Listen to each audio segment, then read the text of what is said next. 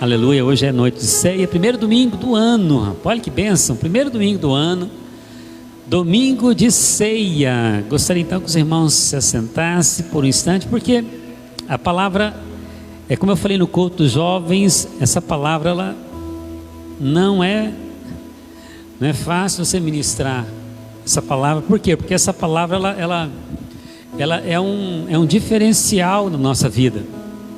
E você precisa entender qual é o significado da ceia.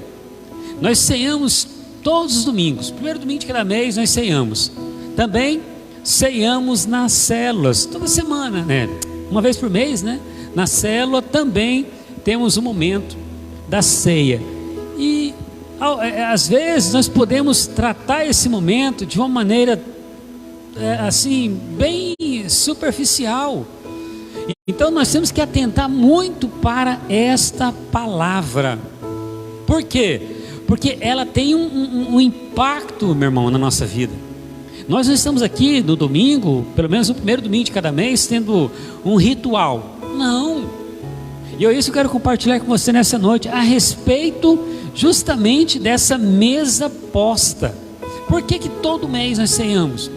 Qual que é o significado? O que eu aprendo com a ceia? Então é isso que é importante que você entenda. E eu quero compartilhar com você 2 textos da palavra de Deus. Então eu quero que você entenda muito bem essa verdade da ceia. A verdade da ceia. Eu quero usar então 2 textos que todos conhecem, a maioria dos irmãos já conhece. Eu quero começar ali com Mateus capítulo 26, versículo 26. Olha o que diz, olha só. Aqui, irmãos, eu quero usar 2 textos para fazer uma analogia, uma comparação, para que você entenda bem o que é o significado da ceia. Eu quero usar então 2 textos. O primeiro texto de Mateus, eu quero usar Mateus é o evangelista que ele ouviu da boca de Jesus falando a respeito da ceia. Por exemplo, Jesus estava falando ali sobre a ceia, e Mateus, como era um cara bem esperto, era um homem de Deus, ele anotava tudo que o pregador estava falando. Sabe aquele líder que quando está no culto, é o líder que anota tudo que o pregador está falando? Sabe esse líder? Amém, irmão? Você sabe esse líder? Então esse líder era Mateus, esse evangelista. Ele anotava tudo. Então o pregador falava, ele ia lá, metia caneta, ele estava anotando. Isso é muito joia. Se você não está fazendo isso ainda, eu te aconselho a fazer. Amém? E Mateus então, Jesus começou a falar sobre a ceia. Mateus então começou a anotar. Eu quero usar esse exemplo de Mateus, mas também eu quero usar um exemplo, fazendo uma comparação, uma analogia. Eu quero usar também o exemplo de Paulo, quando Paulo escreve aos coríntios ali, a igreja em Coríntios, a igreja de Corinto. Por que eu quero usar esse texto? Porque Paulo, quando ele escreve, presta bem atenção, uma coisa é Mateus ouvindo da boca de Jesus e escrevendo, amém? Uma coisa bem interessante também, nós devemos falar isso, é Paulo agora mandando uma mensagem para a igreja em Corinto. É como se Paulo chegasse aqui hoje e falasse assim, gente, o pessoal da Batista Imperial, aqui do Nova Lima, olha, eu quero falar com vocês a respeito da ceia. Você está entendendo as 2 formas de falar? É o mesmo assunto, é o mesmo tema, mas Mateus ele trata de uma forma. Você vai ver que Paulo cita as mesmas palavras de Mateus, mas Paulo ele coloca um acréscimo. Paulo fala um pouquinho mais, e é isso que eu quero que você entenda nessa noite. Vamos começar por Mateus então? Mateus capítulo 26, versículo 26, olha o que diz. Enquanto comiam, tomou Jesus um pão e abençoando-o, o partiu e deu aos discípulos, dizendo: tomai e comei, isto é o meu corpo. A seguir tomou um cálice e, tendo dado graças, o deu aos discípulos, dizendo: bebei dele todos, porque isto é o meu sangue, o sangue da nova aliança, derramado em favor de muitos para remissão de pecados. Então, Mateus ali anotou que Jesus falou sobre ceia, maravilhoso, extraordinário. Mas aí Paulo, ele também, ele viu que a igreja em Corinto ali estava tendo alguns probleminhas, e ele começou então a falar justamente sobre a ceia. E ele começa citando Mateus, 1 Coríntios capítulo 11, versículo 23. Vamos começar a partir do 23 para você entender. Vamos lá. Paulo está dizendo o seguinte, porque eu recebi do Senhor o que também vos entreguei, que o Senhor Jesus, na noite em que foi traído, tomou o pão, olha só, e tendo dado graças, partiu e disse: isto é o meu corpo que é dado por vós, fazer isso em memória de mim. Quer dizer, Paulo está citando o quê? Citando Mateus ali, está citando aquela fala de Jesus. Aí ele continua dizendo: fazer isso em memória de mim. Por semelhante modo, depois de haver ceado, tomou também o cálice, dizendo: esse cálice é a nova aliança do meu sangue, fazer isso todas as vezes que o beberdes em memória de mim. Porque todas as vezes que comer desse pão, beber do cálice, anunciais a morte do Senhor até que Ele venha. Então, o que Paulo está dizendo? Paulo está orientando a igreja, presta atenção. Olha só, Mateus, evangelista, citou as palavras de Jesus a respeito da ceia. Ótimo, entendi, legal. O que Paulo faz? Paulo cita as mesmas palavras, só que Paulo ele faz um acréscimo. Por que Paulo faz um acréscimo? Porque Paulo, ele começou a ver que a igreja em Corinto, ela não estava fazendo a ceia, ou realizando a ceia, de uma maneira muito legal, muito jóia. A ceia estava esquisita. Paulo viu naquela igreja que os irmãos estavam fazendo a ceia, mas não estava como deveria ser feita. Olha o que ele continua dizendo, vamos lá, 27. Por isso, aquele que comer o pão ou beber o cálice do Senhor indignamente, será réu do corpo e do sangue do Senhor. Examine-se, pois, o homem a si mesmo, e assim coma do pão e beba do cálice. Pois quem come e bebe sem discernir o corpo, come e bebe juízo para si. Eis a razão, porque há entre vós muitos fracos e doentes, e não poucos que dormem. Você percebe então que Paulo, ele falando para a igreja, ele citou Mateus 26, ótimo, citou Jesus, as palavras dele, mas ele fez um acréscimo. Por que Paulo fez um acréscimo, irmãos? Por que ele acrescentou algo? Porque aquela igreja não havia, ou não estava mais entendendo o propósito da ceia. Você está conseguindo entender? Então é isso que eu quero nesta noite, é isso que eu quero, pela boca do Senhor, pela boca do Espírito de Deus, falar com você, para que você entenda o sentido da ceia. Amém? Pai, em nome de Jesus, que o Teu Espírito, Senhor, possa manifestar com revelação no coração da igreja nessa noite, que possamos sair daqui, meu Pai, mais cheios de fé, cheios de certezas, meu Pai, com relação à Tua palavra, e principalmente a respeito da ceia do nosso Senhor Jesus. Muito obrigado, meu Pai, em nome de Jesus, amém e amém. Irmão do céu, que palavra poderosa é essa? E você vai entender a respeito da ceia. Não é simplesmente um ritual, mas antes eu quero que você entenda algo muito sério a respeito de Deus.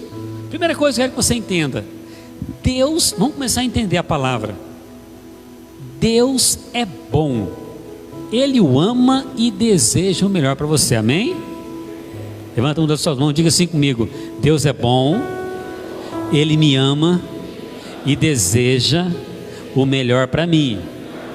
Amém, irmãos? Então você precisa começar a entender essas verdades. Deus é bom, Ele me ama e Ele deseja o melhor para mim. Ou seja, a vontade de Deus é que nós tenhamos um coração cheio de paixão e vida. Cheio de paixão, cheio de vida. Que tenhamos, olha só, acredite em mim, que tenhamos um corpo saudável, cheio de vitalidade, um espírito renovado para adorar a Ele, ter comunhão com Ele. E Deus também deseja que a nossa mente seja uma mente clara, cheia do conhecimento da glória de Deus. Está conseguindo entender? É isso que Deus deseja de nós. Nunca, jamais foi a intenção de Deus, irmãos. Olha só, presta atenção. Nunca foi a intenção de Deus que tivéssemos um corpo, então, cheio de enfermidade. Você acredita nisso? Essa palavra que eu falei para você no começo, que não é uma palavra fácil de se ministrar, principalmente para o pregador. Por quê? Porque não é a vontade de Deus, não foi a intenção de Deus que nós estivéssemos no nosso corpo alguma doença, alguma enfermidade.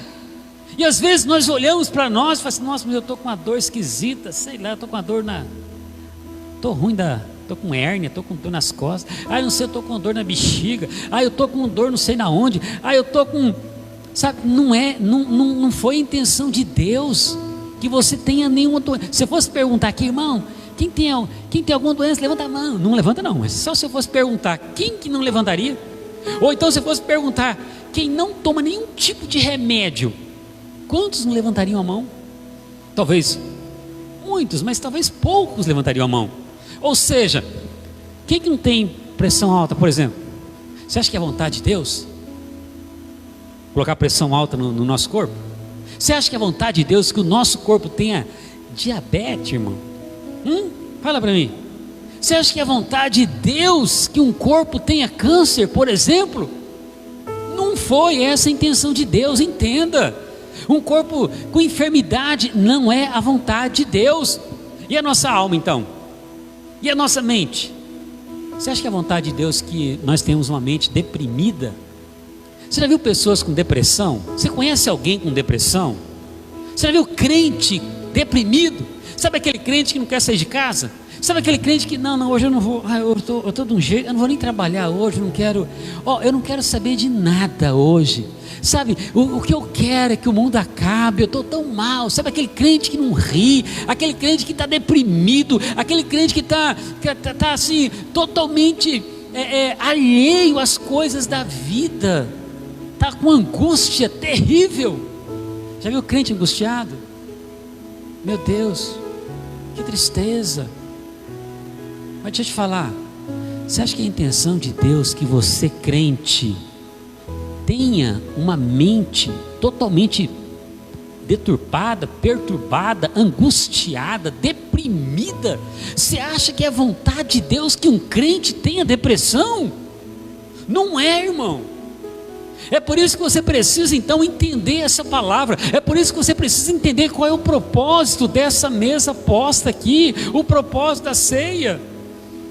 Deus não nos criou para vivermos uma breve existência aqui nesse mundo. Deus não te criou para você ter uma vida atribulada, uma vida pobre. Irmão, não fomos feitos nem mesmo para morrer. Não foi feito para morrer não.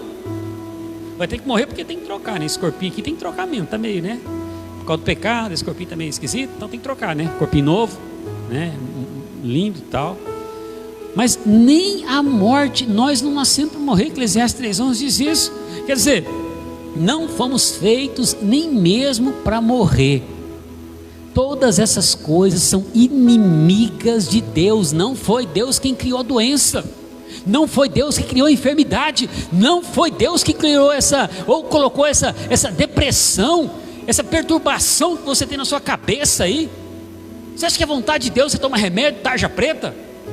Você acha que é vontade de Deus você fica tomando esses remédios doidos aí que você fica até meio, né? Não é a vontade de Deus, não é essa. Essas coisas são inimigas de Deus. E eu vou te falar uma coisa, irmãos, eu creio nisso. Jesus veio para quê?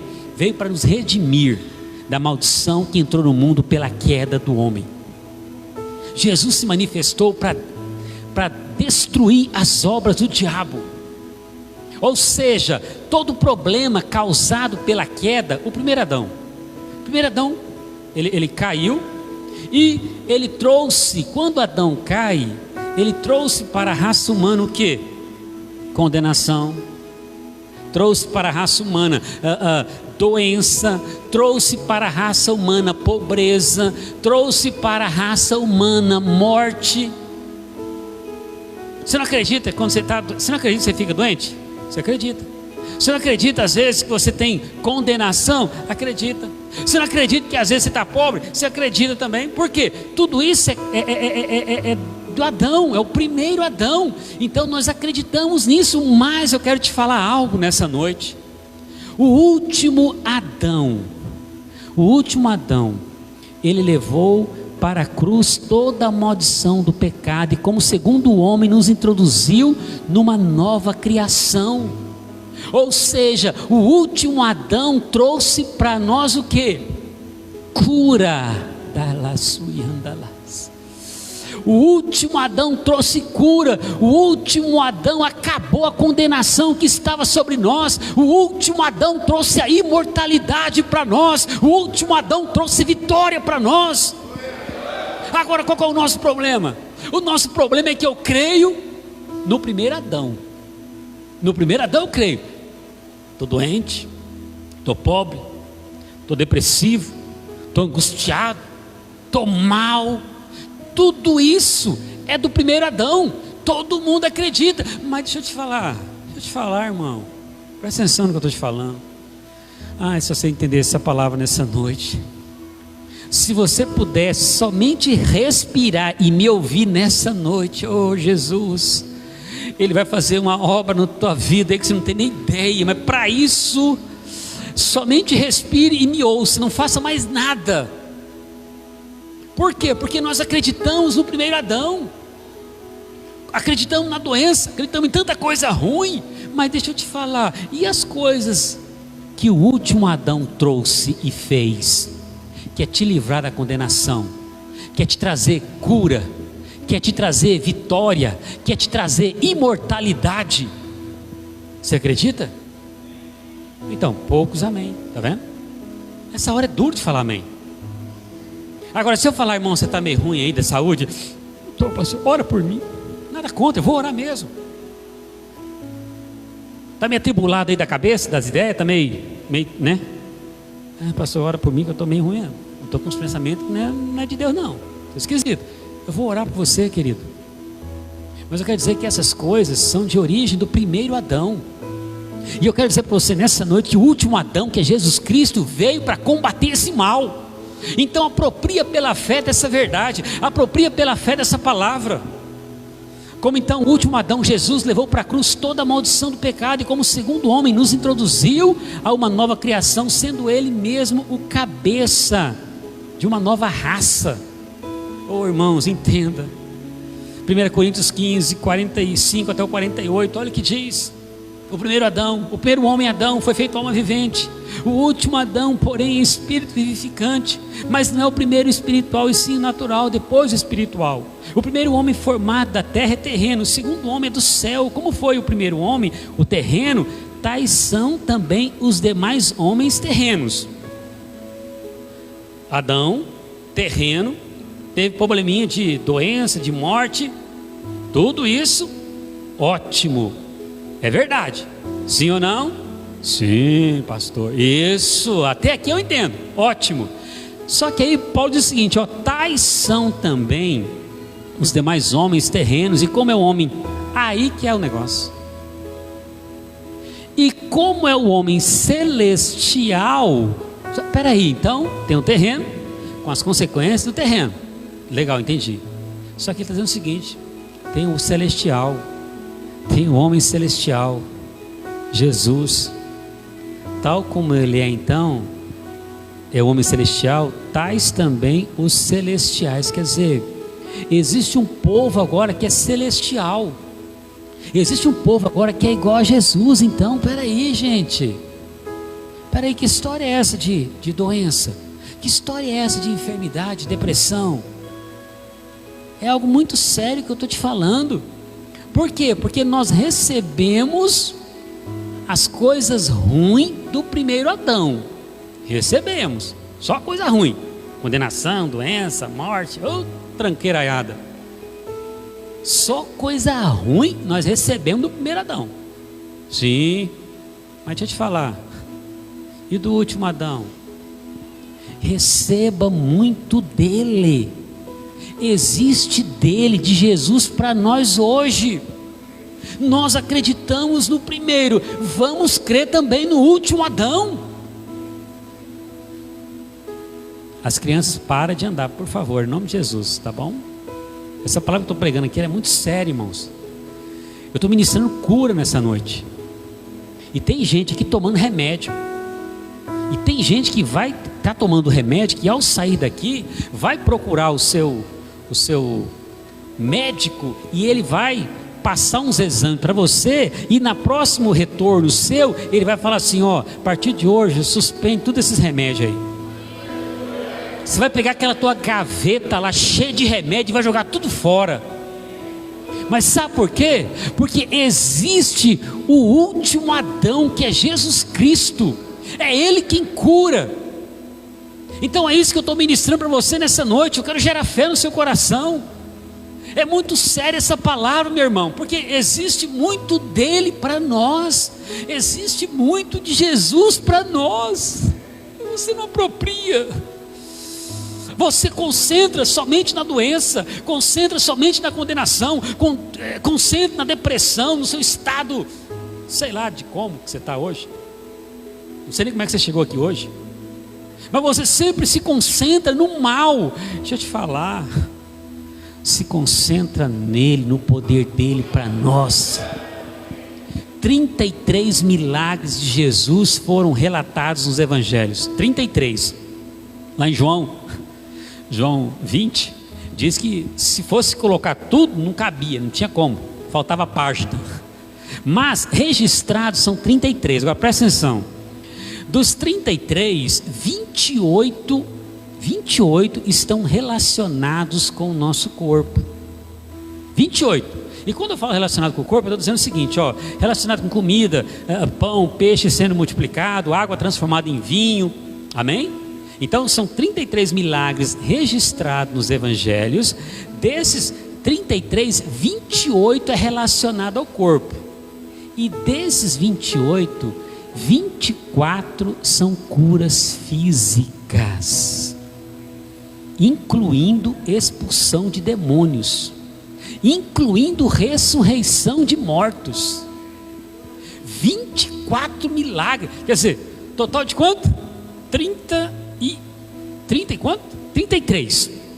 24, irmãos. É muito milagre relacionado ao nosso corpo. Então, o que eu quero que você entenda nessa noite? Que há um poder de cura no Senhor Jesus. E esse poder está disponível para quem? Para nós hoje, para suprir as nossas necessidades físicas. Esse poder está disponível, meu Deus.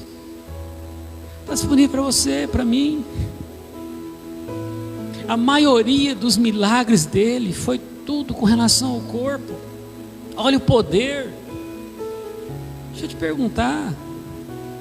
Você já viu Pedro doente? Já viu Pedro? Apóstolo Pedro. Já pensou Pedro chegando para Jesus? Nem Wesley. Pedro chegando para Jesus e falando assim, Jesus do céu, não sei, não estou meio esquisito aqui, eu estou com dor de cabeça hoje, estou com, sei lá, estou com entrega na cabeça aí, ora por mim, Jesus, põe a mão na minha cabeça. Você viu isso na Bíblia? Na minha não tem. Você já viu, por exemplo, o João, o apóstolo João, ele era considerado filho do trovão, ele era meio explosivo. Uma hora ele era explosivo, outra hora ele estava meio chorando assim, meio amoroso, sabe aquele cara que é meio... entendeu, né? É aquele cara esquisito, uma hora está bravo, outra hora ele está calmo, uma hora ele está, né, chutando tudo, de repente ele está chorando. Meu Deus do céu, esse cara é meio... não sei não, hein? João, meu filho do céu, você está bem nos seus tic-teco aí? Eu te pergunto, por um acaso você viu Jesus impor as mãos na cabeça de João, fala, tic-teco, repreenda agora em nome de Jesus. Você viu ele fazer isso? Você já viu Jesus chegar para Mateus, assim, Mateus chegar para Jesus e falar assim, Jesus, por favor, oh Jesus, Jesus, olha, minha diabetes essa semana está atacada. Jesus, põe a mão na minha cabeça, porque hoje eu não sei, eu estou com doce, hoje apareceu uns doces lá, umas guloseimas hoje que eu vou te falar, e eu não posso ficar sem comer. Põe a mão na minha cabeça aqui, Jesus, porque eu quero ser curado dessa diabetes. Você já viu, irmão? Mateus fala isso? Você imagina? Tiago chegar para Jesus e falar assim: Jesus do céu, pelo amor de Deus, tem um peixinho assado ali que, nossa, colocaram um salzinho ali, o sal do Mar Morto, pegaram um sal ali do Mar Morto, ali colocaram por cima daquele peixe ali, mas pensa um trem gostoso, mas ora por mim que minha pressão está alta.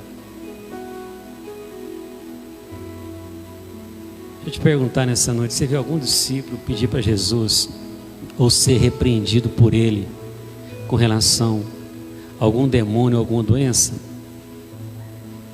Você viu? Não, na minha Bíblia não tem. Aliás, uma coisa que tem na minha Bíblia, e deve ter na sua também, é Jesus repreendendo os discípulos por causa da sua pequena fé. Isso eu vejo na minha Bíblia. Jesus repreendendo os seus discípulos por causa da sua pequenez na questão de fé. Isso eu vejo. Então isso é muito sério, irmãos. Então Jesus raramente repreendia os seus discípulos, a não ser por causa da fé. A maior bênção que podemos receber do Senhor, sem dúvida alguma, é a salvação. Ponto, e não se discute. Amém? E os irmãos continuam andando, né? Mas como é duro pedir para os irmãos, né? Parar, né? Uma palavra tão poderosa como essa, e você não está querendo apropriar pela fé?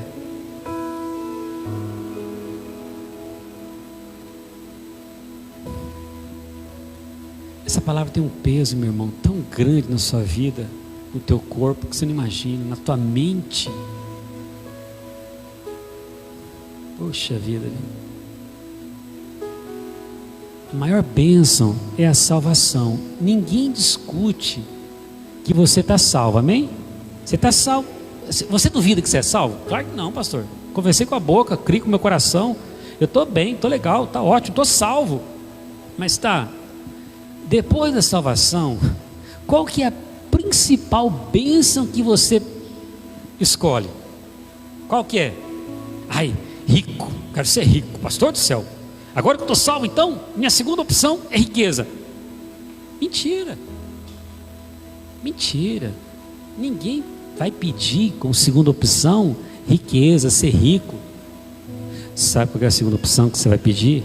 E todo mundo pede? Saúde. Sim ou não? Sabe por que você pede saúde? Porque você sabe que nem todo dinheiro do mundo pode curar determinadas enfermidades. Quem tem câncer, né, estado terminal, que o diga. O dinheiro pode comprar aquela cura? Então, depois da salvação, o que a pessoa mais pede, com certeza, é a cura para o seu corpo. Saúde, então, é a sua maior riqueza. Nós fomos criados, então, para viver eternamente. Então, a doença não faz parte do plano de Deus. Então, você foi criado para ser eterno. Eclesiastes 3:11. Projeta lá, querido, para os irmãos entenderem o que eu estou falando. Deus colocou no nosso coração a eternidade. Ou seja, como Ele colocou no meu coração a eternidade, eu não nasci para morrer, eu sou um ser eterno. Eu sou um ser eterno, irmão, você também é. Tudo fez Deus formoso no seu tempo, no seu devido tempo. Também pôs a eternidade no coração do homem. Então você é um ser eterno. Só que tem um detalhe: entrou a doença no meio. E a doença, irmãos, ela tem ceifado a vida de muitas pessoas. Agora eu te pergunto, faz parte do plano de Deus que você morra de uma doença? Estou falando isso no que eu acredito. Vou deixar até um pouquinho a edificação aqui um pouco de lado. Já volto nela. Mas eu falo o que eu acredito. Eu acredito que Deus não colocou enfermidade nenhuma no nosso corpo. Eu falo sempre para minha esposa, ela sabe disso. Eu falo para ela: Jô, você sabia que um crente deveria morrer de morte natural? E eu acredito nisso, irmãos. Mas pastor, tem crente que morre de doença. Então eu sei que tem, mas né?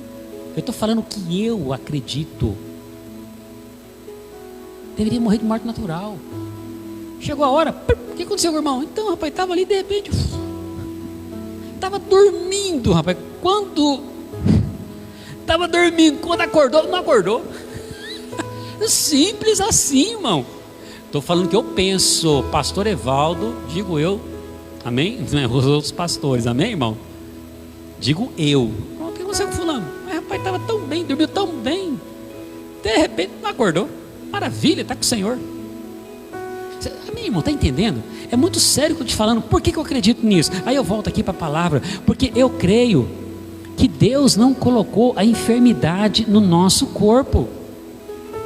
Mas por incrível que pareça, pode piorar, pastor? Pode. Tem muitos que acreditam que Deus foi quem mandou aquela enfermidade. Aí tem um irmãozinho meio doente, aí ó, né? Sabe, né?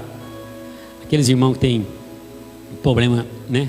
Nesse órgão aqui da boca. Esse. Então, tem um pouquinho maior que essa minha gravata. Mas assim, ela é a pessoa, tá vendo? Quando é assim, aprontou. Né? Já viu falar isso? Sabe aquele crente? Tá a linguinha pequena, né? A língua pequena. E aí, tá vendo? Quando é assim, tá aprontando. Ou então, também, oh meu Deus do céu, vamos perdoar os irmãos, né? Não, essa doença é porque Deus que colocou, já viu isso? Deus está pesando a mão. Aí tem um outro tipo de pessoa que respeito, não admiro, mas respeito. Deus colocou essa doença porque Deus quer tratar o irmão, Deus quer trazer o irmão para perto. Meu irmão, peraí, tá louco, rapaz? Deus vai colocar uma doença para você ficar perto dele, tá? Aí, pronto, você chegou para perto, você foi curado, ótimo. Aí você de repente você dá uma olhadinha no mundo, aí você gostou do mundo, você corre para o mundo de novo. Aí o que Deus faz? Doença de novo. Aí tá, tô doente, aí volta para Jesus de novo. Aí tá conversando com Jesus, de repente olhou para o mundo, meu Deus, mundo, foi para o mundo. De repente o que Deus faz? Doença de novo. Aí o que o irmão fica?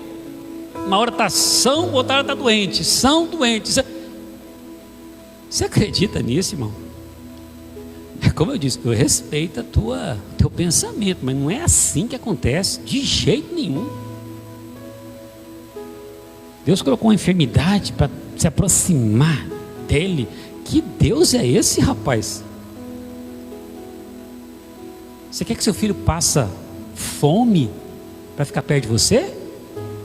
Pai desnaturado, se você está pensando nisso, pelo amor de Deus. Aí eu quero que meu filho fique doente para depender de mim. É isso? Tá louco? Não tem nem cabimento um negócio desse. Só que tem gente que pensa que Deus se colocou. Não, eu estou doente porque, deixa eu ver o que eu fiz ontem. Ai meu Deus, foi aquele que ai Jesus. Não, para com isso. Deus não tem prazer nenhum em enfermidade. Doença não é parte do plano de Deus. Jesus, você já viu na Bíblia Jesus colocar alguma doença em alguém? Já pensou Jesus colocar doença em alguém para se aproximar dele? Não faz sentido, irmão. Nunca castigou ninguém com enfermidade, nunca castigou ninguém com coisa alguma. Só que Jesus é o mesmo ontem, hoje e sempre. Ele não muda. Se ele nunca colocou doença em ninguém, não vai colocar hoje. Existem crentes que têm medo que a ira de Deus os atinja. Deixa eu te falar, irmão. Filho de Deus não está mais debaixo da sua ira, mas debaixo do seu favor. Só isso. Meu Deus do céu. Mas pastor, o que isso tem a ver com a ceia? Então, irmãos, é onde eu quero chegar para te dizer nessa noite, que através da ceia eu quero que você compreenda o plano de Deus de nos dar saúde e vitalidade através da ceia. Mas não tomamos a ceia de forma supersticiosa, não é nada disso. Não é o pão em si mesmo ou o vinho que tem poder, não estou dizendo isso, mas é a união com Cristo.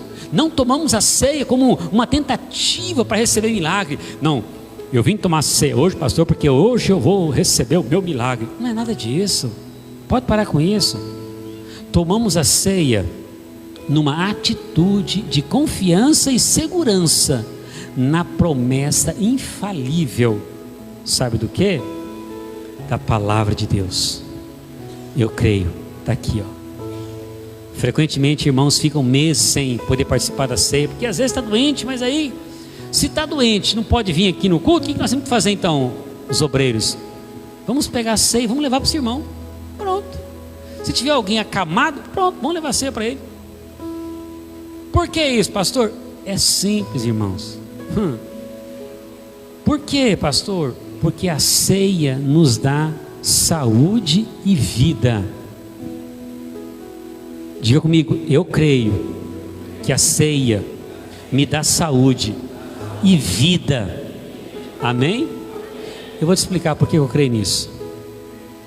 1 Coríntios capítulo 11, Paulo então, ele fala, ele cita Jesus, né, nas palavras de Mateus, mas ele dá uma explicação para nós muito interessante a respeito da ceia, uma relação de ceia com enfermidade, com doença. 1 Coríntios capítulo 11, o Senhor diz que Ele não deseja que sejamos condenados com o mundo. Vamos começar a entender. Olha só, 1 Coríntios 11, 32, olha o que diz: mas quando julgado, somos disciplinados pelo Senhor para não sermos condenados com o mundo. Então vamos começar a entender uma coisa aqui. O Senhor diz que Ele não deseja que sejamos condenados com o mundo, mas quando julgados, somos disciplinados pelo Senhor para não sermos condenados com o mundo. O contexto aqui desse capítulo é a ceia do Senhor. Portanto, irmãos, ser condenado aqui não significa ir para o inferno. Não é isso. O contexto aqui é ceia. Não tem nada a ver com inferno, não tem nada a ver com perda de salvação, não é nada disso. Muito embora, olha só, muito embora tomar a ceia de forma indigna seja errado, não pode condenar ninguém ao inferno. Vou tomar a ceia, vou para o inferno. Não, a salvação não se perde. Pastor, mas o que o Senhor está nos dizendo então aqui nessa palavra? O Senhor está dizendo que a igreja deve receber os benefícios da ceia para que não sofra o mesmo tipo de condenação que o mundo sofre. Só isso. Vou repetir. O Senhor está dizendo então que a igreja deve receber os benefícios da ceia para que não sofra o mesmo tipo de condenação que o mundo sofre.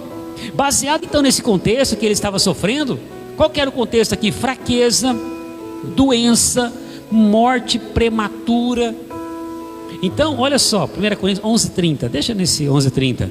Eis a razão porque há entre vós muitos fracos e doentes e não poucos que dormem. Ou seja, tem gente morrendo demais nessa igreja. É isso que Paulo está dizendo. Paulo chegou lá em Corinto, e falou: rapaz do céu, o que está acontecendo aí? Pelo amor de Deus, hein? O povo está fraco demais, está todo mundo doente, está todo mundo morrendo antes da hora. Era para o cara morrer lá com sei lá quantos anos, 60, 80, 90, 120 anos, e o cara está morrendo novo. É isso que Paulo está dizendo. Ele começa a fazer então, ele começa a dar essa explicação. Então, olha só, desde que Adão caiu, né, o mundo está debaixo de condenação. E por isso sofre com doença, com fraqueza e com morte antes da hora. Mas não é essa a vontade de Deus, irmãos. Desde Adão, Deus então, olha só, desde Adão que o mundo está condenado. A vontade de Deus é que não mais vivamos assim. O Senhor veio para remover tais coisas. Jesus então veio para remover tais coisas da vida daqueles que creem. Essa é a questão da igreja em Corinto. Paulo ficou surpreso. Paulo estava surpreso que houvesse tanta gente fraca na igreja, tanta gente não querendo liderar a célula. Fala, meu Deus, que povo é esse? Jesus amado, tanta irmã que não lidera criança. Jesus, com o jeito que está a criançada aí precisando de uma palavra, e as irmãs não querendo liderar. Meu Deus do céu, Paulo estava desesperado. Que gente fraca, meu Deus, que gente doente, está todo mundo doente. E outro, e fulano que morreu antes da hora.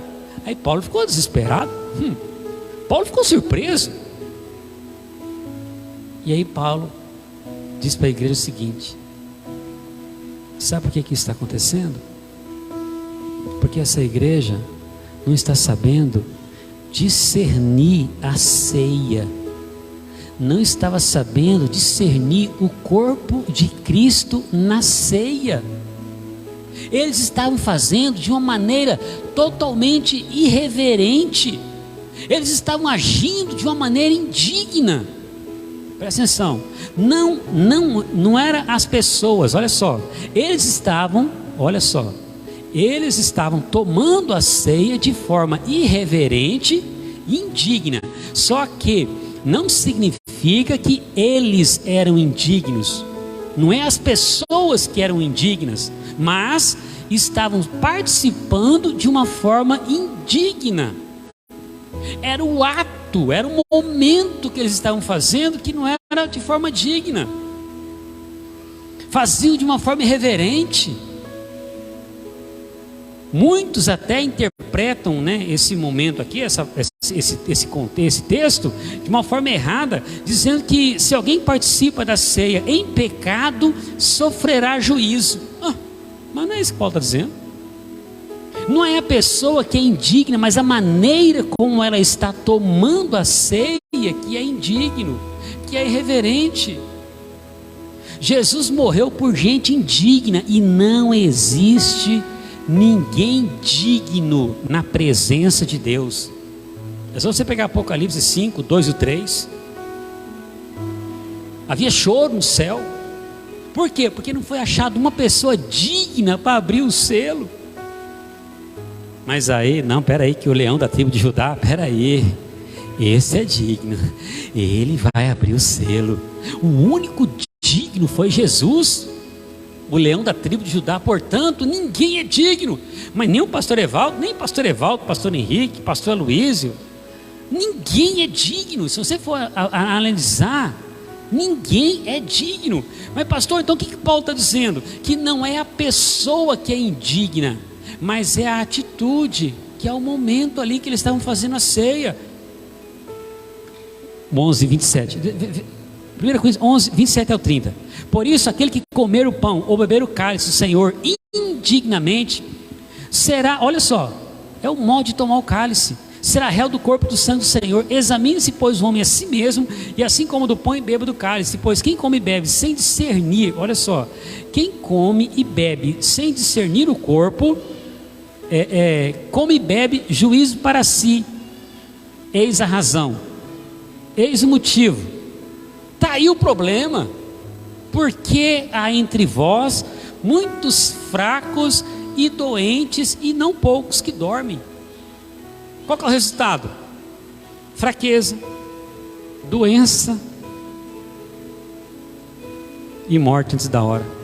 Por quê, pastor? Porque não estavam discernindo o corpo. Tem alguns que interpretam fraqueza, doença e morte prematura como disciplina de Deus sobre eles, por causa da irreverência com a ceia. Mas eu não acredito nisso. E olha só, eu creio que devemos entender isso como resultado de não estarem participando dos efeitos maravilhosos da ceia. Sabe qual era o problema daquele povo? É que eles estavam ceando de uma maneira irreverente, de uma maneira assim totalmente desleixada. Esse era o problema, irmão, da ceia. O ato de tomar a ceia indignamente é apenas um sinal de que eles não discerniam o corpo de Cristo. O verdadeiro problema é a falta de discernimento. Tomamos a ceia, pegamos aqui o pão, às vezes pegamos o pão, né? E aí de uma forma tão irrelevante. Meu Deus do céu. Olhamos para o pão, pega o pãozinho, né? Naquele 21 dias de 20 dias, né? De jejum, ceamos todos os dias. Sim ou não? Sim, todo dia. Aí você ceia no primeiro, levanta o pão, cálice, aí tal, o irmão chora. Segundo dia, ceia novamente. Terceiro dia, ceia de novo, o irmão levanta o pão. 11º dia, o irmão já nem levanta o pão. olha para o pão só, o cálice aqui do lado. 18º dia, ele já está querendo colocar o pão antes do ministrante terminar a fala dele. 21º dia, nossa, que pão está duro, né? Será que esse pão está fora da geladeira? Gente, será que colocou na geladeira? Não sei, de repente, porque como é 21 dias, todo dia. Nossa, outra coisa, esse cálice aqui, esse suco aqui está meio aguado. Será que os obreiros estão colocando água para render mais, porque é todo dia? Será que não está aguado? Irreverência. Por isso que está todo mundo doente. Por isso que não tem cura no meio do povo. Por isso que estão morrendo antes da hora. Faz a ceia, toma a ceia de forma irreverente. Eu dei um exemplo aqui, eu quero que você seja muito feliz na revelação. Mas a roupa, por exemplo, como é que eu prego todo domingo de ceia? Eu prego de gravata. Meu pastor Henrique prega de gravata, eu prego também. Mas pastor, como assim? Irreverência. Irmão, você já pensou se você, por exemplo, for ministrar a ceia? Eu vou fazer a ceia hoje, primeiro domingo do ano. E faz o seguinte, pastor João, faz assim, eu não vou, não, terno e gravata não. Cadê aquele short de São Paulo? Pega aquele short que eu tenho. Pegar um chinelo também, pegar uma chinela havaiana que eu tenho lá. Havaiana não, porque havaiana é coisa de, aquela outra marca lá, não tem nem nome. Aí coloquei um shortinho, meu, né? Chinelo, uma camiseta que eu tenho lá em casa, aquelas camisetas que rasgou aqui atrás, é a marca, a qualidade do algodão é muito. Aí eu arranquei, aí rasgou aqui, eu arranquei como é que chama? A manga, aí já, né? Nem tem, né? Mas tá querendo, tem uns que, coisa de tonto, ou quer dizer, coisa da cabeça de alguns. E aí todo, né? Aí eu tô vindo para ceia. Um ceia. Tá lá eu de chinelo, short, camiseta regata. É regata que fala, né? É um bonezinho? Então tá, um boné para trás assim, para ficar bem legal. Faltou um skate. Aí pronto. Meu Deus do céu. Aí eu falei, irmãos, pega o pão e levante o pão. O que os irmãos vão falar um para o outro? E pastor, não vou ceiar aqui não, ele está louco, nunca mais eu piso nessa igreja. Irmãos, isso é irreverência? Sim ou não? Depende. Aí eu quero que você entenda a irreverência. Quando você vai participar de um casamento em que você é convidado para ser o padrinho ou a madrinha do casamento, você vai pegar o calção do seu time e vai com aquela chinelinha seu que está com arame, um prego embaixo segurando, fazendo aquele barulho, né, esquisito, e aquela camisetinha regata, está lá os padrinhos agora, e está lá você, aquela camisetinha, aquele chinelo arrastando no chão com o prego embaixo. Você vai fazer isso ou não? No casamento daquela pessoa que você tanto gosta. Por que você não faz? Por que você não vai com qualquer roupa, irmãos? Sabe por que você não vai com qualquer roupa? Porque você respeita os noivos. A roupa é a mesma coisa quando você vai participar da ceia. Quando você vai vir para o culto, respeite o noivo. Se você respeitar o noivo, você vai pegar a melhor roupa que você tem no seu guarda-roupa. Não é a roupa que você quer, não. É a melhor roupa do guarda-roupa. Pastor, mas isso interfere na ceia? Isso que eu estou querendo trazer para você. Não é a roupa que é a irreverência, mas é a falta de respeito. Só que aí quando você faz de uma maneira desleixada, ou como dizem, relaxada, sem discernir o pão, sem discernir o poder que há no pão, o poder que há no cálice, irmão do céu. Você quando pega o pão, você olha para o formato do pão. Nossa, que pãozinho pequeno. Vou falar sobre isso daqui a pouco. Nossa, esse suco, meu Deus, está pura água. Espera aí, gente. É isso que Paulo está dizendo, que esses irmãos aqui em Corinto, eles não estão discernindo o corpo. Eles estão fazendo de uma maneira totalmente sem reverência, sem respeito. O verdadeiro problema então é a falta de discernimento. Isso significa então que quando eu tomo a ceia sem discernir o significado do corpo de Cristo, eu deixo de usufruir da bênção de cura, de força e de vida longa, que a ceia me proporciona, que o corpo de Jesus me proporciona, que o sangue dele me proporciona. Não é um simples copo com suco de uva, não é um simples pedaço de pão. Tem poder de Deus ali, irmão. Tem um poder sobrenatural de cura. Por isso que Paulo está dizendo: eis aí a razão. Pronto, descobri o negócio, achei o problema. Ele disse que há somente uma razão porque os crentes de Corinto viviam doentes, era porque não discerniam o significado do corpo de Cristo. Quando eles pegavam o pão, eles não entendiam porque o corpo tinha sido dado. Precisamos discernir o corpo, irmão. E aqui a palavra discernir no grego é diacrino, e essa palavra significa diferença, separar, distinguir. Então, primeira coisa, entenda, distingua então o pão da ceia dos outros pães. Ai, nossa, que pão que é. Nossa, pão francês, ai meu Deus, é igual aos outros pão. Será que tem poder? Então, comece a discernir o pão. Nossa, mas esse pão aqui é o pão é um pão de forma, de saborzinho. Ai, peraí, é o pão como é que chama o outro lá? Puma? Ah, isso aqui, não, isso aqui, peraí, irmão. Não é esse o propósito da ceia. Não é para você comparar o pão A com o pão B, com o pão C. Precisamos também distinguir a diferença entre o sangue e o corpo. Precisamos saber para que o sangue foi derramado e o porquê o corpo foi partido. Por que o sangue de Jesus foi derramado? Por que o corpo dele foi partido? É interessante que nos 3 evangelhos, onde é descrita a última ceia, que na verdade é a primeira, né? O Senhor diz o que sobre o pão? Projeta lá, irmão, Mateus 26, 27. Projeta lá, 26, 27. É o 27, né? Vamos ver. Olha aqui que a palavra diz, ó.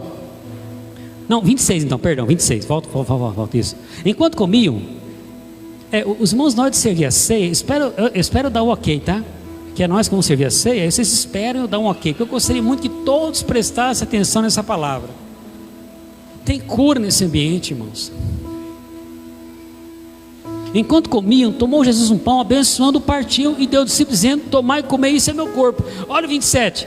Olha o 27. A seguir tomou o cálice. Quer dizer, o que Jesus falou do pão? Volta lá no 26. Olha o que ele falou do pão. Olha lá.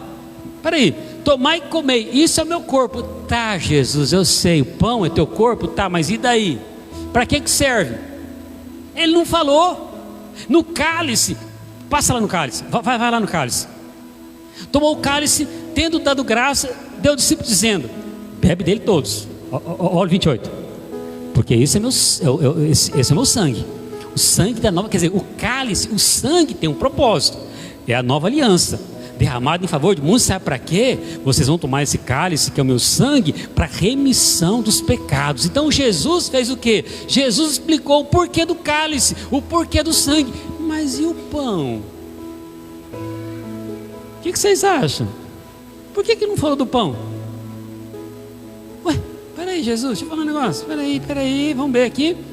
Tomar e comer, isso é meu corpo. Tá, gente, mas daí? Não falou nada, gente. Vamos fazer o seguinte então, vamos combinar entre nós aqui. O que os irmãos acham então a gente tirar o pão da ceia? Ele não explicou, sim ou não? Vamos lá então? Vamos tirar o pão? Porque Jesus falou: ó, isso aqui é meu corpo. Tá, mas para quê? Não, isso é meu corpo. Vamos tirar o pão? Não, vamos fazer o seguinte, não vamos tirar ainda não. Vamos tentar entender aqui então. Peraí só um pouquinho. Qual é o significado do pão, irmãos? O cálice, alguém tem dúvida?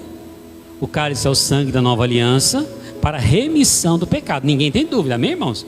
Você toma então o cálice para que você, quando Deus olha para você, quando o Pai olha para você, Ele não vê pecado em você. Por quê? Porque Ele vê o sangue de Jesus em você. Então, pronto, acabou, não tem pecado.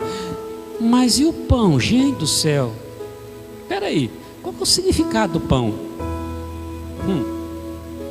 Aí eu creio, irmãos, que o pão foi partido para a cura de nosso corpo.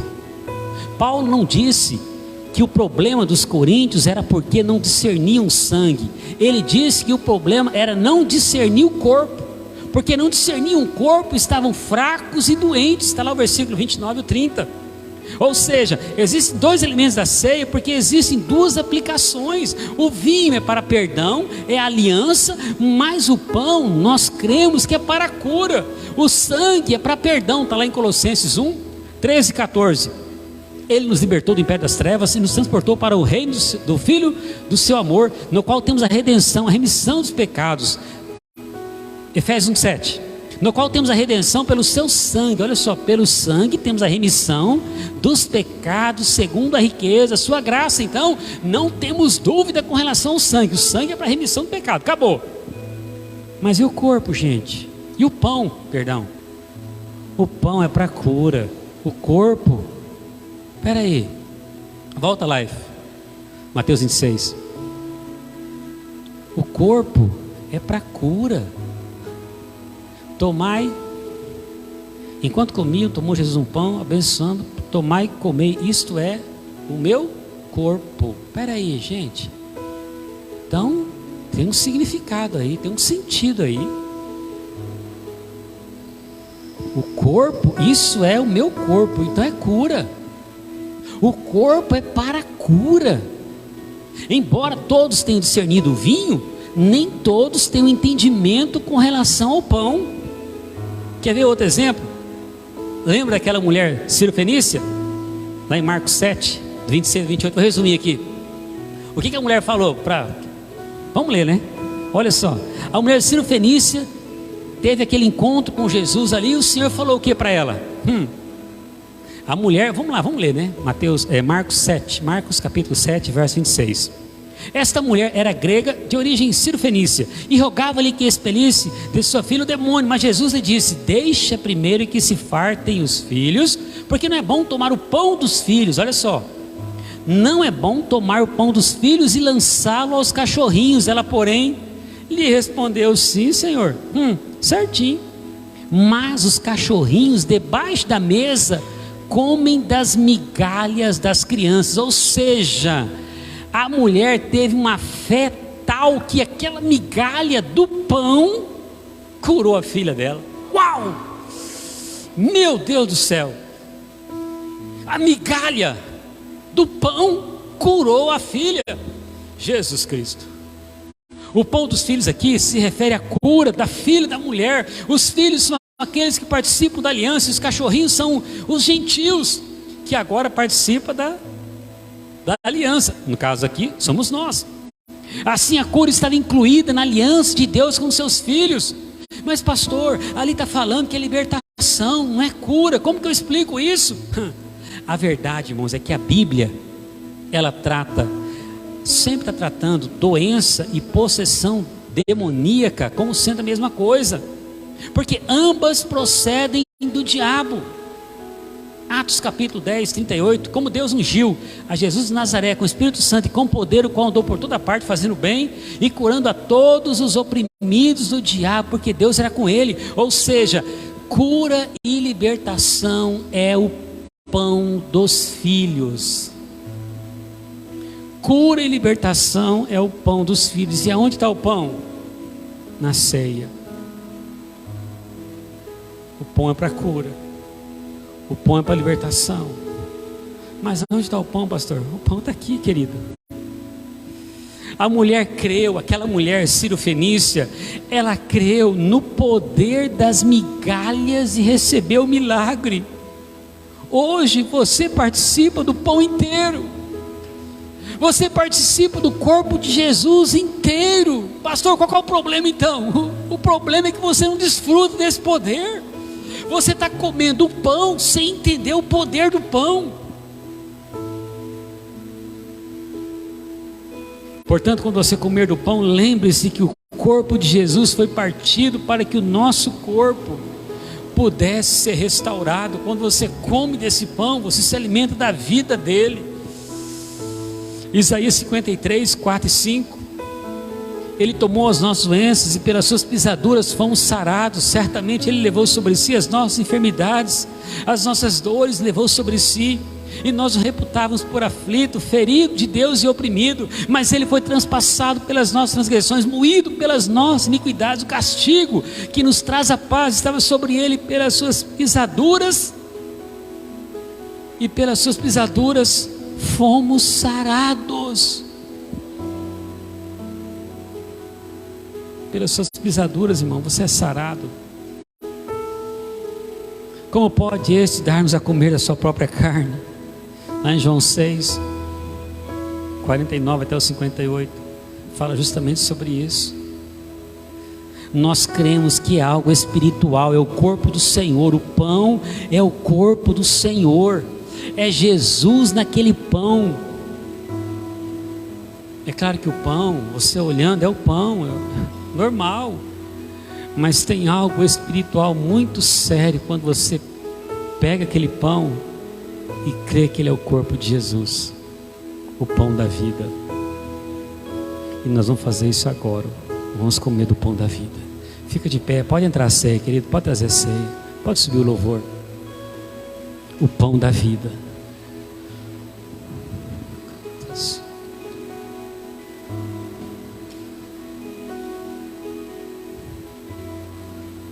Quem come a minha carne e bebe meu sangue tem a vida eterna, e eu ressuscitarei no último dia, porque a minha carne verdadeiramente é comida e o meu sangue verdadeiramente é bebida. Quem come a minha carne e bebe meu sangue permanece em mim e eu nele.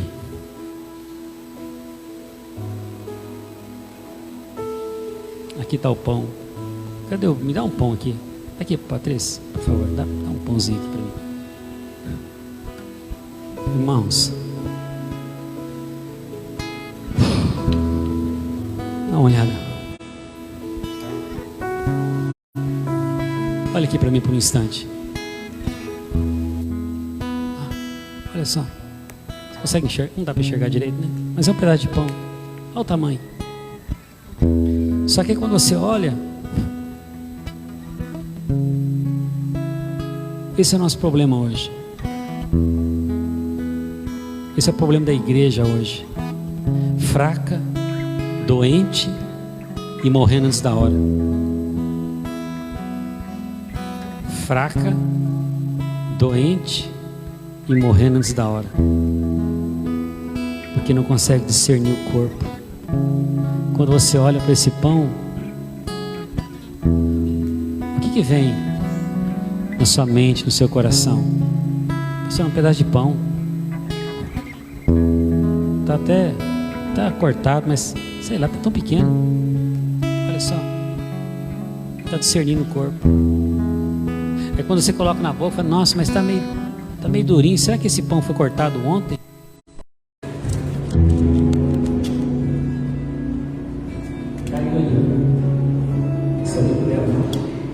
Vocês vai fazer no finalzinho.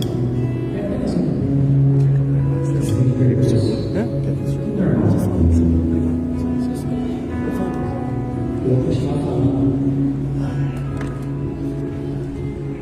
a respeito desse pão. Você não pode olhar para esse pão de uma maneira diferente. Quando você olha para esse pão, ele tem um significado, ele tem um sentido. Esse pão tem uma verdade por trás. Também que não quebrou o celular. Uma verdade irrevogável, uma verdade única. É verdade, verdade única. Isso é verdade. Isso é verdade, não precisa falar mais nada. É a verdade. É o corpo de Jesus, o meu corpo. Tomai e comei. Esse pedaço de pão é o meu corpo. É isso que você tem que entender, é isso que você precisa entender no seu coração. Essa é a revelação do Espírito que vai ministrar no seu coração a partir de hoje. Que esse pão é o corpo. Jesus, o pão final.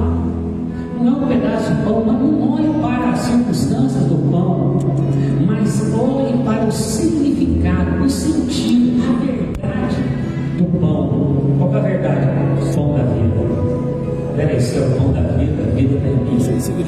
Ao comer desse pão, a vida está em mim. Ao comer desse pão, a vida está em mim. Se a vida está em mim, não pode ter doença, não pode ter enfermidade, não pode ter tristeza na minha cabeça, na minha mente, não pode ter depressão, não pode ter angústia, não pode ter nada que atrapalhe a minha intimidade com Deus, a intimidade que eu tenho com os irmãos da igreja, porque eu entendo o que é o pão, eu consigo discernir o que é o pão, é vida. Você está com esse espírito já preparado para receber o pão da vida, para receber o cálice da nova aliança? Já pronto? Já? Então pode entregar. Isso eu creio que você entendeu. Eu creio que você entendeu. Pode entregar. Você que está batizado, que não se levantar, vai receber a uva. Você vai receber o vinho. Vamos cantar, Deus. Cantemos. Vamos cantar. Vai receber o pão. Vai receber o cálice.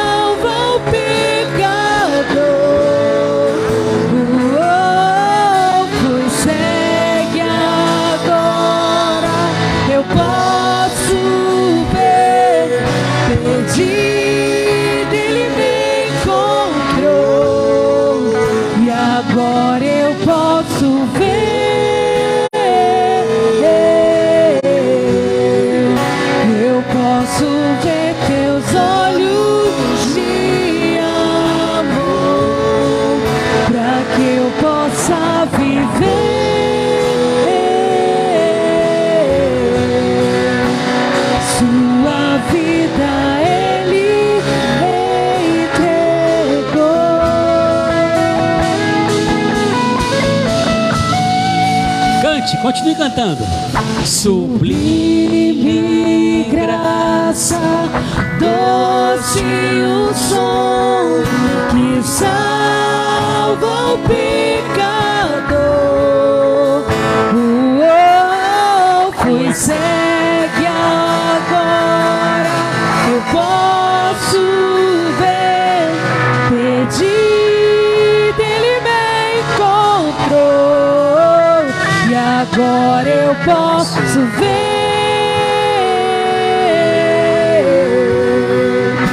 eu posso ver teus olhos de amor, para que eu possa viver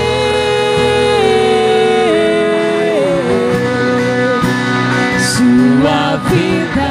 Ele entregou.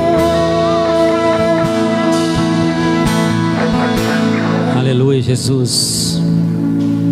Aleluias. Aleluia.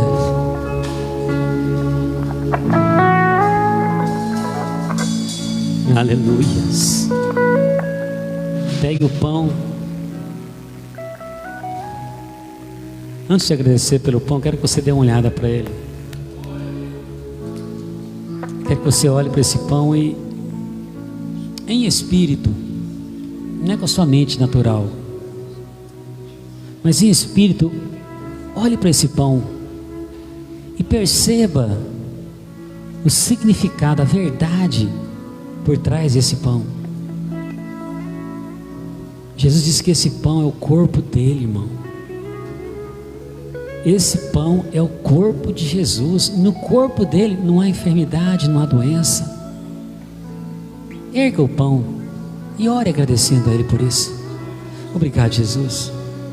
Obrigado, porque eu entendo que esse pão é o teu corpo. Eu entendo, Jesus, que ao comer desse pão eu estou me alimentando do Senhor. Eu entendo, Jesus, que esse pão, é o pão da vida, que é o Senhor, e a vida do Senhor está em mim, a vida do Senhor está em mim, e eu declaro no mundo espiritual, eu declaro que no meu corpo não há enfermidade, não há doença, porque no teu corpo não há doença, Jesus, e eu te agradeço, muito obrigado, Jesus. Participemos do pão, receba a cura, receba a cura, é o pão da vida, é o pão da cura, é o corpo de Jesus. Vai sendo curado agora de toda enfermidade. Vai recebendo cura agora em nome de Jesus. Vai recebendo cura, vai recebendo poder de restauração. Parte do corpo enferma seja curada agora. Doença, a partir de agora, a partir de hoje, nós temos a revelação no Espírito que você não pertence mais a este corpo. Portanto, doença, saia agora deste corpo. É uma ordem. Jesus Cristo, o pão da vida, tomou esse corpo agora. Tomou esse corpo agora de ponta a ponta. Esse corpo é do Senhor. Em nome de Jesus. Do mesmo modo, Ele tomou o cálice. Ele disse que esse cálice é o sangue da nova aliança, derramado a nosso favor para a remissão dos nossos pecados, irmãos.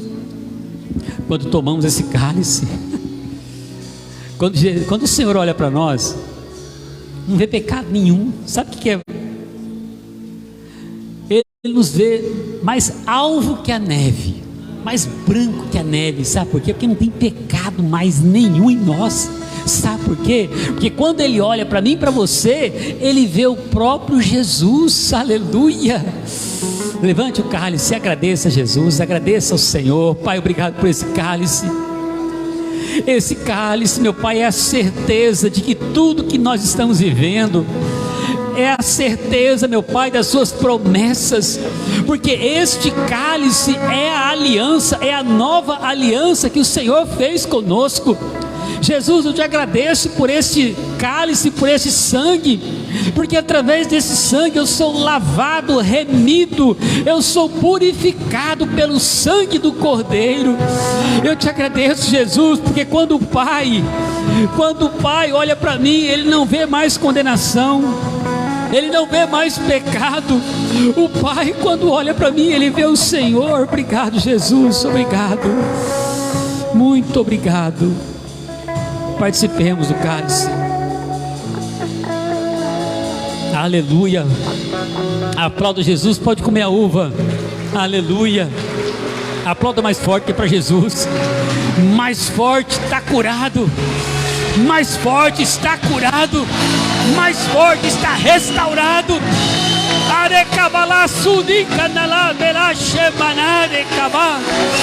Está curado pelo poder do nome de Jesus. É o pão que te cura, é o pão, é o corpo de Jesus. Levante suas mãos e diga assim comigo: eu creio pela fé que o pão é o corpo de Jesus, e eu creio que ao comer desse pão eu estou completamente curado, em nome de Jesus. Amém. E que Deus te abençoe.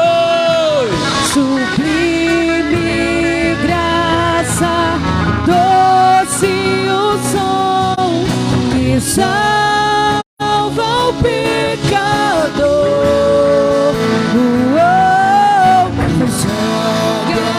Agora eu posso ver, perdido Ele me encontrou.